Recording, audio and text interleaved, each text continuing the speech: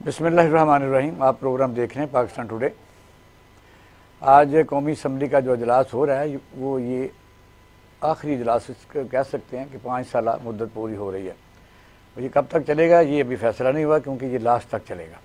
लेकिन फैसला भी ये बाकी होना है कि ये असम्बली मुद्दत पूरी करेगी या मुद्दत से पहले ही कुछ 4-5 दिन इसको डिज़ाल्व करके फिर यह है कि अबूरी हुकूमत कायम कर दी जाएगी। इसके ऊपर कुछ वकला साहबान ने रिट भी तैयार कर ली है, क्योंकि पीपल पार्टी की ख्वाहिश ये है कि मुद्दत पूरी की जाए, जबकि मुस्लिम लीग की तरफ से भी ये आया है कि मुद्दत पूरी की जाए। लेकिन दरमियान में कहा यह जा रहा है, क्योंकि पिछले दिनों जो मुलाकात हुई थी आसिफ अली जरदारी साहब की और मियाँ शहबाज शरीफ साहब वज़ीर आज़म पाकिस्तान की, तो उसमें ये चीज़ रह गई कि भाई ये कब डिज़ाल्व होंगी। और मरियम औरंगज़ेब साहबा ने भी इस पर कोई वाज़ेह मौक़िफ़ इख्तियार नहीं किया कि कब होंगी। उन्होंने कहा कि अभी कोई फ़ैसला नहीं हुआ।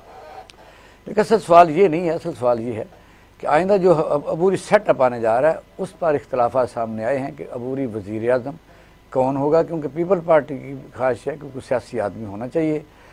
और फिर नीचे जो वज़राए आला हैं और चीफ सेक्रेटरीज़ हैं, IGs हैं, ये इंफ्रास्ट्रक्चर जो भी है, सूबाई मिनिस्टर्स हैं और वफाकी मिनिस्टर्स हैं, वो भी आपस में कंसेंसस से उनका जो है चुनाव किया जाए। लेकिन इससे भी आगे जो लोगों को खदशा है वो ये है कि ये इंटरिम गवर्नमेंट जिस तरह पीछे KPK और पंजाब की हुकूमत की मुद्दत पूरी होने के बावजूद वो अभी तक अपना काम कर रही हैं कि आइंदा अबूरी सेटअप की उम्र कितनी होगी। मियाँ शहबाज शरीफ साहब ने भी, मैं समझता हूँ कि उन्होंने भी जो 7 साल जो इकनॉमिक रिवाइवल का प्रोग्राम दिया है और रोज़ाना वो किसी न किसी मेगा प्रोजेक्ट का इफ्तिताह कर रहे हैं। और बजट के बाद हमारे पास इतने वसाइल तो नहीं थे लेकिन कि ये पैसे आएंगे कहाँ से, लेकिन डेवलपमेंट फंड में भी काफ़ी पैसे डिस्पर्स कर दिए गए। अब रह गया बात कि मुल्क में महंगाई है, बिजली के बिल ज़्यादा आ रहे हैं और IMF ने कौन कौन सी मज़ीद शराइत आयद की हैं, कौन कौन से ज़री शोबे में टैक्स लगने जा रहे हैं, रियल स्टेट पर कितनी % बढ़ चुकी है।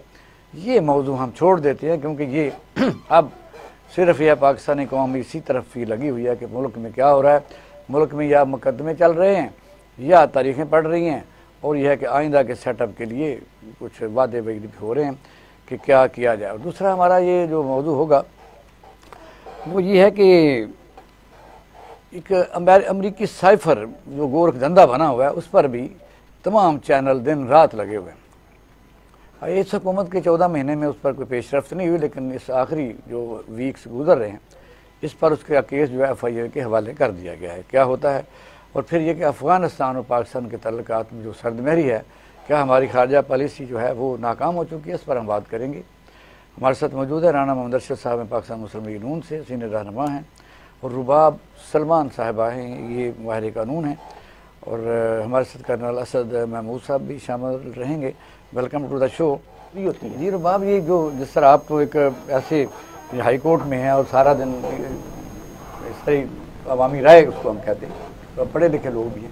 ये राना साहब जो बात कह रहे हैं, क्योंकि पार्टी जब बनती हैं तो एक ख़ास पॉइंट पर बनती हैं, किसी को हटाने के लिए बनती हैं, ज़ाती मफादात के लिए। वो पूरे हो गए, जैसे नैब केस भी ख़त्म हो गए, झूठे समझ लें, तो उन्होंने काम अपना कर करा के और पाकिस्तान को इस हालत में पहुँचा के, तो अब इलेक्शन जो ये दोनों पार्टियाँ हैं ये संजीदा हैं आपस में नेक्स्ट मुल्क को बहरान से निकालने के लिए, या बस अलग-अलग लड़के तो फिर आगे फिर ये जैसे जैसे इनकी तादाद के मुताबिक फिर ये अलायंस करेंगे।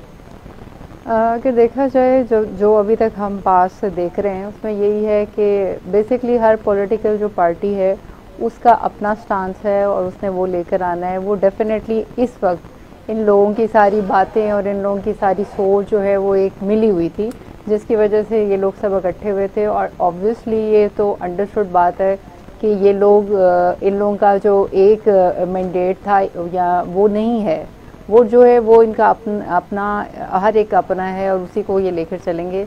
तो इट इज़ नॉट पॉसिबल कि वन पेज पे ये फ्यूचर में भी रहें। ठीक है, तो ये था ना कि पहले वज़ीर आज़म मियाँ शहबाज शरीफ साहब बनेंगे, और कुछ लोगों का ख्याल था कि इन्होंने आपस में ये जैसे चार्टर ऑफ डेमोक्रेसी के ज़माने में था कि बेनज़ीर बनेंगे, मियाँ साहब बनेंगे, फिर पीपल पार्टी बनेंगे, वो चलते रहे। अब इलेक्शन होने जा रहे हैं, अब असल में इलेक्शन होने जा रहे हैं। जब इन्होंने पहले इकट्ठे हुए थे तब इलेक्शन नहीं हुए थे, तब इन्होंने रिप्लेस किया था।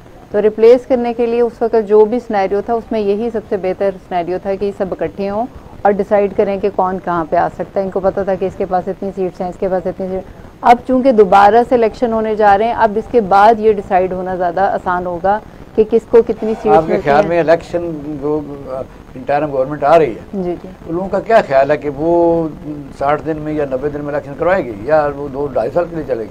देखिए जैसे अभी इन्होंने कहा कि जो कानून है वो तो यही कहता है, कॉन्स्टिट्यूशन तो हमारा यही कहता है, लेकिन कॉन्स्टिट्यूशन तो खैर बहुत कुछ और भी कहता था कि प्रेसिडेंट जो है वो डे डिसाइड कर सकता है। अब वो पॉलिटिकल नीड की वजह से वो भी ख़त्म हो गया और अब सिर्फ ECP पे चला गया। तो ये चीज़ें जिस तरह चेंज हो रही हैं, आप अगर इसको देखते हैं कानूनी नज़र से देखना चाह रहे हैं तो फिर तो है ऐसा ही है। लेकिन जो हमारे यानी कि कुछ ये क्या कह लें कि 9 मई से पहले की जो बात थी और 9 मई के बाद की जो सियासत है उसमें जिस तरह चल रहा है वो बिल्कुल मुख्तलिफ है।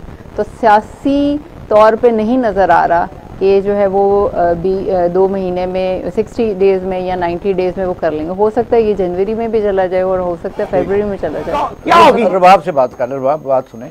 अब ये आपने सुना, सारा दिन देखते रहते हैं कि जो साइफर का मसला है, cipher ministry of foreign affair में आता है, वहाँ असद मजीद के साथ डोनाल्ड लोग वहाँ मीटिंग करते हैं। और अमेरिका का एक पुराना तरीका है कि वो किसी मीटिंग में, किसी शादी में, इस तरह के फंक्शन में वो मैसेज या अपना जो है पहुँचा देते हैं उस मुल्क के साथ। अगर ऐसा ही होता है जैसा कहा गया कि ये अगर PTI आइंदा इलेक्शन में कामयाब होती है, इसे हटाया जाए, फिर हमारे तल्लुकात वो नहीं रहें। और ऐसा ही हो जाता है, फिर से नेशनल सिक्योरिटी काउंसिल की मुलाकात, अपना मीटिंग होती है, उसमें कहा जाता है जी ये हमने साजिश इसमें नज़र नहीं आती। तो पढ़ा होगा ना सब ने, इसका मतलब सब ने पढ़ा डिकोड करके। ये मुदाखलत हुई है। फिर मुस्लिम लीग नून की जब हुकूमत बन गई PDM की, तो इस दौरान भी एक मीटिंग हुई जहाँ उसको बुलाया गया था, वहाँ भी हुआ कि फिर डिमार्च किया, यानी नाराज़गी का इज़हार किया। अब इतने देर बाद इसको उठाने का आपके ख्याल में लीगल क्या ऑप्शन है? इसको सज़ा हो सकती है? FI में तो केस चला गया। डेफिनेटली, क्योंकि ये 5 महीने के लिए जब इसको स्टे हो गया था इस केस के लिए, और इसको ये अब जाके जो है वो दोबारा से स्टे ऑर्डर विड्रॉ हुआ है। तो बेसिकली जो ऑफिशियल सीक्रेट एक्ट है 1923 और जो डेफिनेटली जो है आपका PM जो ओथ लेता किस है, पर लगेगा? सीक्रेट लगना चाहिए। ये जहाँ जॉइंट सेक्रेटरी के पास आया, फिर सेक्रेटरी PM के पास गया, फिर कासिम सूरी के पास गया, चीफ जस्टिस के पास गया कि कमेटी बनाओ, किस किस के नेशनल सिक्योरिटी काउंसिल उसको रीड आउट करना अपने तौर पे और इतने लोगों में करना और उसको पब्लिक करने में फ़र्क है। पब्लिक करना इज़ अ क्राइम। डेफिनेटली अगर कोई मैसेज आया तो वो कागज हलाया गया। हाँ, मैसेज आया, लेकिन उनकी जो अभी इस वक्त वो कह रहे हैं, वो यही कह रहे हैं कि पब्लिकली इसको पब्लिक करने की कोशिश की गई, जिसकी वजह से जो है आजम साहब ने इसको रोका। और लीगल क्या इसका है मुझे बता। ये क्राइम इसमें सिर्फ यही बनता है कि अगर वो पब्लिक होता तो वो क्राइम होता, चूंकि वो पब्लिक ही नहीं हुआ। यानी कि हमने भी देखा कि अभी तक किसी पब्लिक ने वो डिकोड नहीं किया या पब्लिक ने उसे पढ़ा नहीं।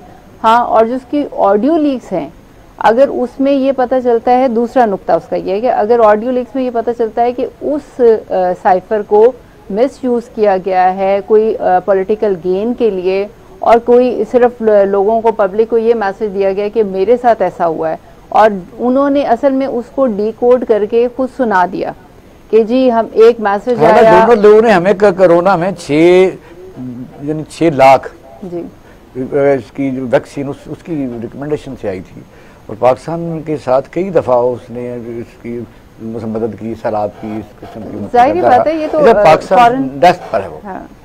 वेलकम बैक नाज़रीन। जी रबाब साहब बताइए, इस वक्त सूरत बड़ी अजीब हो गई है। पाकिस्तान एक ऐसा मुल्क है जिसके किसी हमसाये के साथ अच्छे ताल्लुकात नहीं।